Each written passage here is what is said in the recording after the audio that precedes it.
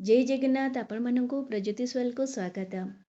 आगक आसी सुदशा व्रत कौन से भी मासर शुक्ल पक्षर दशमी तिथि सहित जदि गुरुवार मिसिकरी रोचे ताहले सेही दिनटी को सुदशा व्रत कह जाए।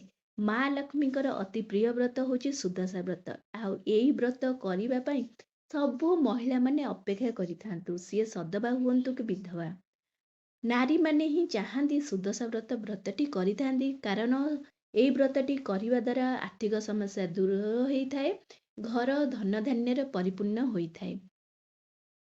किंतु एही सुदशा व्रत रे बहुत किछि कठोर नियम रहिछि जाहाकू पालन करिबा निहाती भाबरे दरकार। कौन से कठोर नियम रहिछि कि कौन नियम रहिछि गोटे सुदशा व्रतर चलंतु जानिबा एही वीडियो रे।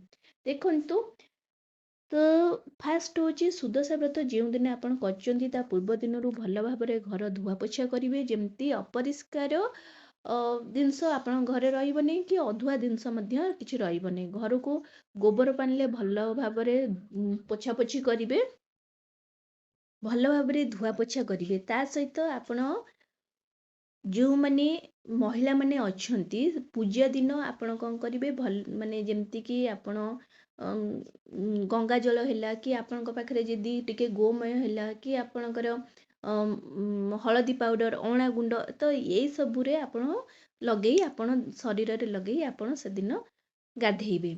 गाधे सारा परे आपण धला नाली होला नले धला गोलापी कि फिका हलदिया ए सब रंगर शाढ़ी पिंधिबे, हाथ रे नाली चूड़ी अलता गोड़े अलता सिंदूर पिंधिबा माने मेन जिनस तार सब मन रखिए। सुदशा व्रत सुर अर्थ कौन भल, दशार अर्थ समय माने भल समय आसापी यही व्रतटी करा जाए। आपण जदि यही व्रतटी निष्ठार सहित भक्तिर सहित जदि न करचुंदी ताहले घरे अभाव अनटन लगी रही है, आर्थिक समस्या मध्य रही है, आर्थिक समस्या आसी थाए, कुदशा मध्य पड़ी थाए बोली विश्वास करा जाई थाए। सुदशा व्रत रे पूर्व दिन आपण लिपा पोछा करिवे, गोबर पानी घर को पूरा पवित्र करिवे।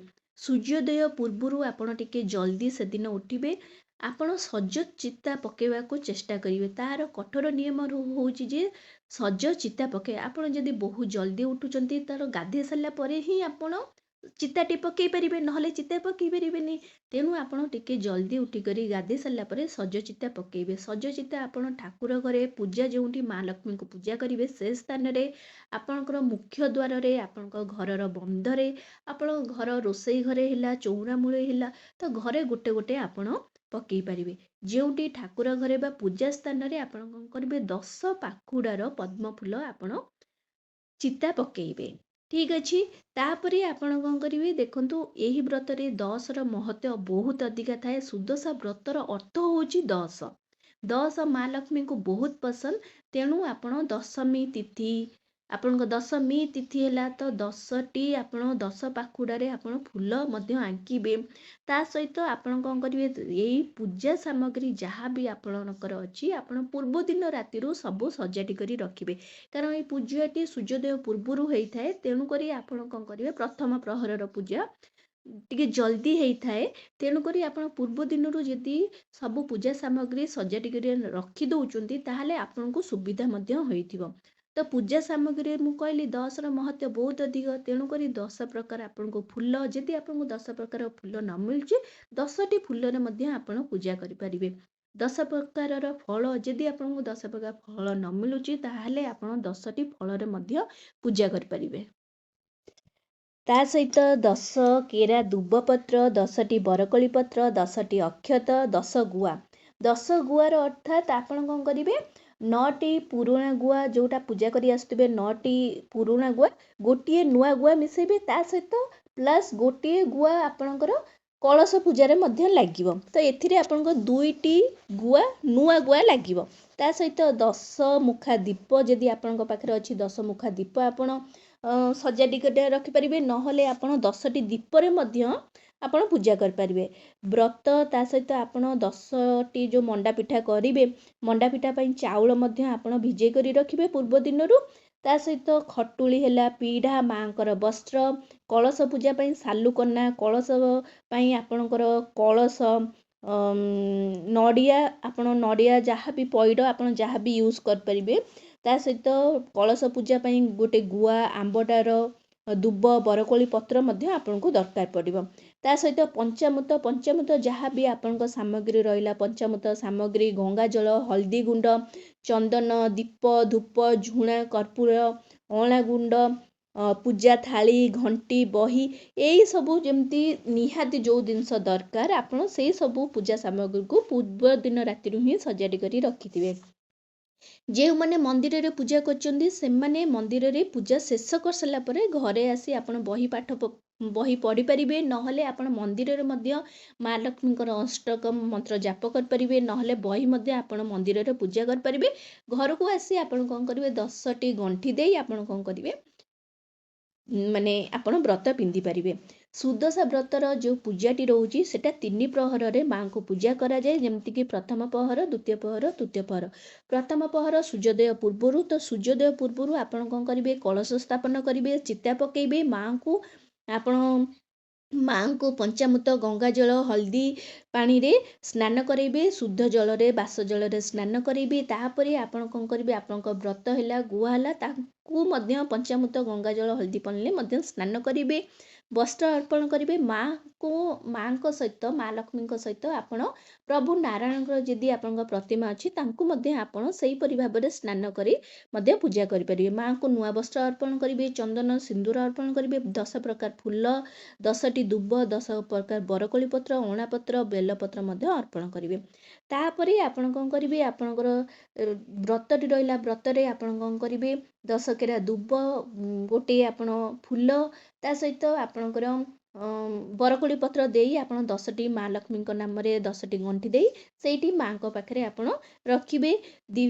ଗୁଆରେ ଆପଣ ଚନ୍ଦନ ସିନ୍ଦୁର ମଧ୍ୟ ଅର୍ପଣ କରିବେ। ତାପରେ ଆପଣ ଦୀପ ଧୂପ ଅର୍ପଣ କରିସାରିଲା ପରେ ଆପଣ 10ଟି ଜିନିଷରେ ଆପଣ କ'ଣ କରିବେ, ପଣା ଭୋଗ ପ୍ରସ୍ତୁତ କରିବେ। ତ ପଣା ଭୋଗରେ ଆପଣ କ୍ଷୀର, ଦହି, ଛେନା, ଘିଅ, ଗୁଡ଼, କଦଳୀ, ନଡ଼ିଆ, ଅଦା ଛେଚା, ଗୋଲମରିଚ ଗୁଣ୍ଡ, ଗୁଜୁରାତି ଗୁଣ୍ଡ ପକାଇ ଏମିତି 10ଟି ଦ୍ରବ୍ୟ ପକାଇ ଆପଣ 10 ପଣାର ଭୋଗ କରିପାରିବେ। ତା ସହିତ ଆପଣ ପ୍ରଥମ ପହରରେ 10 ପ୍ରକାରର ଫଳମୂଳ ମଧ୍ୟ ଆପଣ ଭୋଗ କରିପାରିବେ। ତ ଆପଣଙ୍କ ପାଖରେ 10 ପ୍ରକାର କହିଲି ଫଳ ନଥିଲେ ଆପଣ 10ଟି ଫଳ ମଧ୍ୟ ଭୋଗ କରିପାରିବେ। ତାପରେ ଆପଣ କ'ଣ କରିବେ, ଦ୍ୱିତୀୟ ପ୍ରହରରେ କ'ଣ କରିବେ, 10 ପୁର ଦିଆ 10ଟି ମଣ୍ଡା ପିଠା ତିଆରି କରିବେ। ଆଉ ମାଙ୍କୁ 10 ପୁର ଦିଆ 10ଟି ମଣ୍ଡା ପିଠାରେ ପୂଜା କରିବେ। 10 ପୁରରେ ଆପଣ ନଡ଼ିଆ, ଗୁଡ଼, ଘିଅ, କାଜୁ, ଖିସମିସ, ଆଲମଣ୍ଡ, ନହେଲେ କ୍ଷୀର, ଗୋଲମରିଚ ଗୁଣ୍ଡ, ଛେନା, ଗୁଜୁରାତି ଗୁଣ୍ଡ, ଅଦା ଛେଚା, ତ ଏଇସବୁ ଆପଣ ଗଣି 10ଟି ଦ୍ରବ୍ୟ ପକାଇବେ। ସେଥିରେ ଆପଣ କ'ଣ କରିବେ, ମଣ୍ଡା ପିଠା ପ୍ରସ୍ତୁତ କରିବେ। ଦ୍ୱିତୀୟ ପ୍ରହରରେ ପୂଜା ଆପଣ କ'ଣ କରିବେ, ମଣ୍ଡା ପିଠା ଦେଇ ପୂଜା କରିସାରିଲା ପରେ ମାଙ୍କୁ, ତାପରେ ଆପଣ ଆଉ ଥରେ ଦୀପ ଧୂପ ଝୁଣା କର୍ପୂର ଅର୍ପଣ କରିବେ। ତାପରେ ଆପଣ ବହି ପାଠ କରିପାରିବେ। ବହି ପାଠ କରିସାରିଲା ପରେ ଆପଣ କ'ଣ କରିବେ, ନୂଆ ବ୍ରତଟି ପିନ୍ଧିବେ।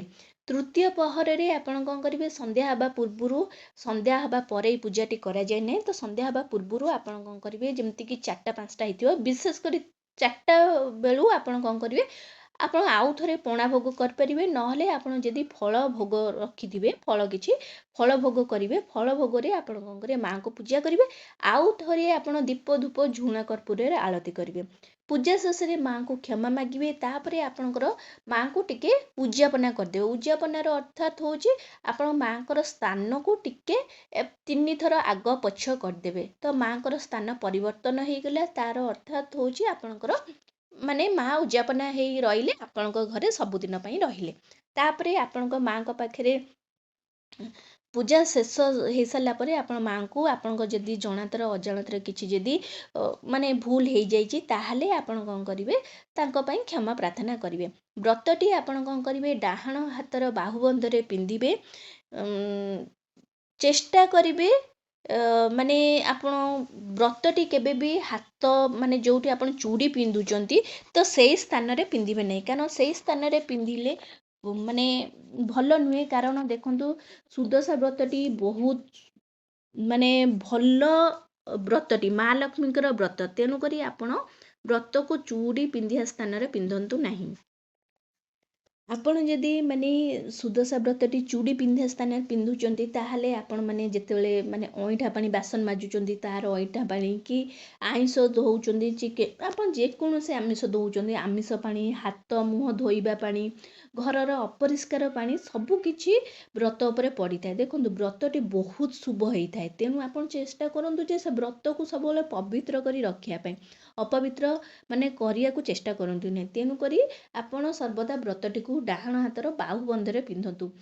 ମାନେ ଆପଣଙ୍କ ଯଦି ଋତୁସ୍ରାବ ସମୟ ଚାଲିଲା କି ଝାଡ଼ା ପରିସ୍ରା ଶୋଇବା ଉଠିବା ବସିବା ଏଇସବୁ କ୍ଷେତ୍ରରେ ବ୍ରତ କେବେ ମାରା ହୋଇନଥାଏ କି ବ୍ରତ କେବେ ମାନେ ଆପଣଙ୍କର ଅପବିତ୍ର ହେଇନଥାଏ। ତେଣୁକରି ଆପଣ ଖାଲି ଏଇ ଯେଉଁ ଅସନା ମସନା ପାଣି ସେଥିରୁ ମାନେ ବଞ୍ଚାଇବା ପାଇଁ ଆପଣ ଉପରେ ସବୁବେଳେ ପିନ୍ଧିବା ହିଁ ଚେଷ୍ଟା କରନ୍ତୁ। ଯଦି ଆପଣ ତା ସହିତ ଦେଖନ୍ତୁ ମୁଁ ଆପଣଙ୍କୁ କହିଦେଲି ବ୍ରତ ଆପଣ ନୂଆ ବ୍ରତ ପିନ୍ଧିଲେ ପୁରୁଣା ବ୍ରତକୁ ଆପଣ କ'ଣ କରିବେ ସର୍ବଦା କ'ଣ କରିବେ ପୁରୁଣା ବ୍ରତକୁ ଆପଣ ବ୍ରତ ପେଡ଼ିରେ ରଖିବେ। ବ୍ରତ ପେଡ଼ିଟି ଆପଣଙ୍କ ପିତ୍ତଳ କି କାଠ କି ରସର ବି ହେଇପାରେ। ତ ସେଇ ବ୍ରତକୁ ଆପଣ ଯେପର୍ଯ୍ୟନ୍ତ ରହୁଛି ଆପଣ ସବୁଦିନ ପର୍ଯ୍ୟନ୍ତ ଆପଣ ରଖିପାରିବେ। ବ୍ରତ ଦେଖନ୍ତୁ ଆପଣ ଯଦି ଋତୁସ୍ରାବ ସମୟ ଚାଲୁଛି ତ ସେ ସମୟରେ ଆପଣ ପୂଜା ସାମଗ୍ରୀ ଛୁଇଁବେ ନାହିଁ କି ପୂଜା କରିବେ ନାହିଁ। 7 ଦିନ ପରେ ଆପଣ ମାନେ ବ୍ରତଟି ପିନ୍ଧି ପାରିବେ, କିନ୍ତୁ ଆପଣ ଚେଷ୍ଟା କରିବେ ବ୍ରତଟି ଦଶମୀ ତିଥି ବା ଗୁରୁବାର ଦିନ ପିନ୍ଧିବେ। ତା ବ୍ୟତୀତ ଆପଣ ଦଶମୀ ତିଥି ଯଦି ମଙ୍ଗଳବାର କି ଶନିବାର ପଡ଼ିଗଲା ତେଣୁକରି ଆପଣ ସେଦିନ ମଧ୍ୟ ପିନ୍ଧିବେ ନାହିଁ। ତାଠାରୁ ସବୁଠାରୁ ବେଷ୍ଟ ହେଉଛି ଆପଣ ଗୁରୁବାର ଦିନ ବ୍ରତଟିକୁ ପିନ୍ଧନ୍ତୁ। ତା ବ୍ୟତୀତ ଆପଣ ଅମାବାସ୍ୟା ତିଥି ସଂକ୍ରାନ୍ତି ପୂର୍ଣ୍ଣିମା ଗୁରୁବାର ମଙ୍ଗଳବାର ଶନିବାର ଏଇସବୁ ଦିନରେ ବ୍ରତକୁ କେବେ ହାତରୁ ବାହାର କରିବେ ନାହିଁ, ବ୍ରତକୁ ଉତ୍ତାରିବେ ନାହିଁ। ଅନ୍ୟ ଦିନରେ ଯଦି କୌଣସି କାରଣରୁ ଆପଣ ବ୍ରତ ଉତ୍ତରଉଛନ୍ତି ଅନ୍ୟ ଦିନରେ ଯେମିତିକି ସୋମବାର ହେଲା ବୁଧବାର ହେଲା ଶୁକ୍ରବାର ହେଲା ଏହି ଦିନରେ ଆପଣ ବ୍ରତ ଉତ୍ତରାଇ ପାରିବେ, କିନ୍ତୁ ଅମାବାସ୍ୟା ସଂକ୍ରାନ୍ତି ପୂର୍ଣ୍ଣିମା ଗୁରୁବାର ମଙ୍ଗଳବାର ଶନିବାର ବ୍ରତରେ ଉତ୍ତରାଇବେନି। ବ୍ରତ ପିନ୍ଧିବା ଦିନ ଆପଣ ଯେଉଁ ଋତୁସ୍ରାବ ସମୟ ଚାଲିଛି ମାନେ ତାପରେ ଆପଣ ମୁଣ୍ଡ ଧୋଇ ବ୍ରତ ଯଦି ପିନ୍ଧୁଛନ୍ତି ତାହେଲେ ବ୍ରତ ପିନ୍ଧିବା ଦିନ ଆପଣ କ'ଣ କରିବେ ଯେମିତିକି ଆପଣ ସୁଦଶା ବ୍ରତରେ ମୁଣ୍ଡ ଧୋଇ ଗାଧଉଛନ୍ତି ତ ମୁଣ୍ଡ ଧୋଇ ଆପଣ ଗାଧେଇବେ। ଗାଧେଇ ସାରିଲା ପରେ ପ୍ରଥମେ ଘର ପୂଜା ଶେଷ କରିବେ। ବ୍ରତରେ ଯଦି 10ଟି ଗଣ୍ଠି ପଡ଼ିନାହିଁ 10ଟି ଗଣ୍ଠି ପକେଇବେ। ତାପରେ ଆପଣ ମା ଲକ୍ଷ୍ମୀଙ୍କର କୌଣସି ମନ୍ତ୍ର ଜପ କରିପାରିବେ। ତାପରେ ବ୍ରତଟି ପିନ୍ଧିବେ। ସେଦିନ ଆପଣ ବିନା ପିଆଜ ରସୁଣ ଆମିଷ ଖାଦ୍ୟ ତା ସହିତ ପିତା ପୋଡ଼ା କଷା ଏସବୁ ଖାଦ୍ୟ ଆପଣ ଖାଇବେ ନାହିଁ।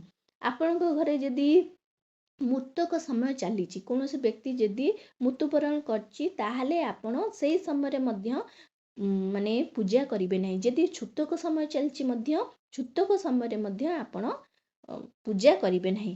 ମୃତ ବ୍ୟକ୍ତି ଯଦି ଆପଣ କିଏ ଧରକ ମରିଯାଇଛନ୍ତି ତ ତାହେଲେ ଆପଣଙ୍କ ପରିବାର ବର୍ଗ ସେ ବ୍ରତଟି ଆପଣଙ୍କର ମାରା ହେଇଯାଇଥାଏ ତାହେଲେ ସେ ବ୍ରତକୁ ଆପଣ ଉଜେଇ ଦେବେ। ସେ ବ୍ରତକୁ ଘରେ ରଖିବେ ନାହିଁ, କାରଣ ସେ ବ୍ରତ ମାରା ହେଇଗଲା ମାନେ ସେ ବ୍ରତ ରଖିବା ଘରେ ମଧ୍ୟ ଠିକ୍ ନୁହେଁ। ଆପଣ ଯଦି ମୃତ ବ୍ୟକ୍ତି ବାଇଚାନ୍ସ ଆପଣ କୌଣସି ମେଡ଼ିକାଲକୁ ଯାଇଛନ୍ତି ଆପଣଙ୍କର ଅଜାଣତରେ ଯଦି କୌଣସି ମାନେ ବ୍ୟକ୍ତି ମରିଯାଇଛନ୍ତି ଜଣାତରେ କି ଅଜାଣତରେ ଆପଣ ଶବକୁ ଛୁଇଁ ଦେଲେ ତାହେଲେ ମଧ୍ୟ ଆପଣଙ୍କ ବ୍ରତଟି ମାରା ହେଇଯାଇଥାଏ। ଆପଣ ସେଇ ବ୍ରତଟିକୁ ପାଣିରେ ଉଜେଇ ଦେବେ। ଯଦି ଛୁତକ ସମୟରେ ଯେମିତିକି ଆପଣଙ୍କ ଡେଲିଭରି କେସ୍ରେ ଆପଣ ଯଦି ଏନ୍ତୁଡ଼ିଶାଳ ଥିବା ଯଦି ମା ଆଉ ଛୁଆକୁ ଯଦି କିଏ ଛୁଇଁ ଦେଲେ ତାହେଲେ ମଧ୍ୟ ବ୍ରତଟି ମାରା ହେଇଯାଇଥାଏ। ଆପଣ କ'ଣ କରିବେ ଆପଣ ଯଦି ଆପଣଙ୍କ ରିଲେଟିଭରେ ମାନେ ବହୁତ ଦୂର ରିଲେସନରେ ମାନେ ଆପଣଙ୍କ ଫ୍ରେଣ୍ଡ ସର୍କଲରେ ଯଦି ଆପଣ ଡେଲିଭରି ପେସେଣ୍ଟକୁ ଦେଖିବାକୁ ଯାଉଛନ୍ତି ତାହେଲେ ତା ପୂର୍ବରୁ ଆପଣ ବ୍ରତଟିକୁ ଖୋଲି ରଖିଦେବେ। ଆପଣ ଦେଖିକରି ଆସି ସାରିଲା ପରେ ଆପଣ କ'ଣ କରିବେ ମୁଣ୍ଡ ଧୋଇ ଗାଧେଇ ସାରିଲା ପରେ ଆପଣ କ'ଣ କରିବେ ବ୍ରତକୁ ଟିକେ ହଳଦୀ ପାଣି ଗଙ୍ଗା ଜଳରେ ଧୋଇ ସାରିଲା ପରେ ବ୍ରତଟିକୁ ଆପଣ ପିନ୍ଧି ପାରିବେ, ଯାହାଦ୍ୱାରା ବ୍ରତଟି ଆପଣଙ୍କ ମାରା ହେବନି। ଯଦି ଆପଣ ବ୍ରତଟି ପିନ୍ଧି କରି ଆପଣ ମା ଛୁଆ କି ତାଙ୍କୁ ଯିଏ ଛୁଇଁଥିବ ତାଙ୍କର ପରିବାର ବର୍ଗକୁ ଆପଣ ଯଦି ଛୁଉଁଛନ୍ତି ତାହେଲେ ମଧ୍ୟ ଆପଣଙ୍କ ବ୍ରତଟି ମାରା ହେଇଥାଏ। ଆଉ ସେଇ ବ୍ରତକୁ ମାନେ ଆପଣ ବ୍ୟବହାର କରିବା କି ଘରେ ରଖିବା ଉଚିତ ନୁହେଁ, ଠିକ୍ ନୁହେଁ, ବହୁତ ଖରାପ ହେଇଥାଏ। ତେଣୁ ଆପଣ କ'ଣ କରିବେ ସେଇ ବ୍ରତକୁ ସର୍ବଦା ଆପଣ କ'ଣ କରିବେ ପାଣିରେ ଉଜେଇ ଦେବେ। ଆପଣଙ୍କ ବ୍ରତ ଜଣାତରେ ହଉ ଅଜାଣତରେ ହଉ ଯଦି ଆପଣଙ୍କର ଲାଗୁଛି ମାରା ହେଇଯାଇଛି କି କିଛି ଲାଗୁଛି ଯଦି ମନେ ମନେ ଆପଣ ଯଦି ମାରା ମାନେ ହେଇଯାଉଛି ତାହେଲେ ଆପଣ କ'ଣ କରିବେ କୌଣସି ବି ଗୁରୁବାର ଦିନ ବ୍ରତକୁ ଆପଣ କ'ଣ କରିବେ ଟିକେ ହଳଦୀ ପାଣି ଗଙ୍ଗା ଜଳରେ ଧୋଇଦେବା ଉଚିତ, ଯାହାଦ୍ୱାରା ବ୍ରତଟି ମାରା ହୋଇନଥାଏ। ସୁଦଶା ବ୍ରତଟିର ଏମିତି ମାନେ କିଛିଟା ମାନେ ବ୍ରତକୁ ନେଇ ତା ସହିତ ଆପଣଙ୍କର ବ୍ରତ ହେଲା ପୂଜାକୁ ନେଇ କରି ଏମିତି ବହୁତ ସାରା କଠୋର ନିୟମ ରହିଛି। ଆଶା କରୁଛି ଏଇ ନିୟମ ଗୁଡ଼ାକ ଆପଣମାନେ ମାନିବା ନିହାତି ଭାବରେ ଦରକାର। ଆଶା କରୁଛି ଭିଡ଼ିଓଟି ଆପଣମାନଙ୍କୁ ବହୁତ ପସନ୍ଦ ଆସିଥିବ। ଯଦି ଆସିଛି ତାହେଲେ ଏଇ ଚ୍ୟାନେଲକୁ ଜଲ୍ଦି କରି ଲାଇକ୍ ସେୟାର ସବସ୍କ୍ରାଇବ୍ କରିଦିଅନ୍ତୁ। ନମସ୍କାର।